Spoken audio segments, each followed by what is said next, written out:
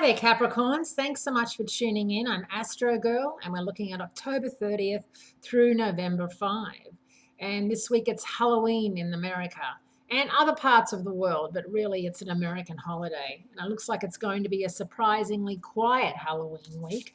And the Pisces moon is the perfect backdrop for the ghouls and the goblins. On Friday, November 3, the Sun and Neptune trine stirs up our emotional, our spiritual, and our creative juices and encourages us to pay homage to something bigger than ourselves. This is the second time that the Sun and Neptune have been in trine aspect this year. The other time was July 5. The benefits of the Sun-Neptune trine extend to the Taurus full moon on Saturday, November 4, marking the next 2 weeks as the best time of the month to wind down artistic projects, get rid of bad habits like biting your fingernails to smoking to whatever else, and complete assignments. Now, the full moon is in Taurus, your fellow earth sign, and your fifth house of romance, creativity, and self-fulfillment.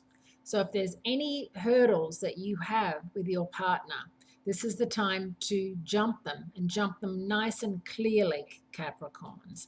This is the time to sit down and say, I'm not happy about A, B, and C, and this is how we're going to come full circle and fix things, because there's always a way to fix things. I think people give up way too easily and early when it comes to relationships and fixing things, when it could be a simple solve.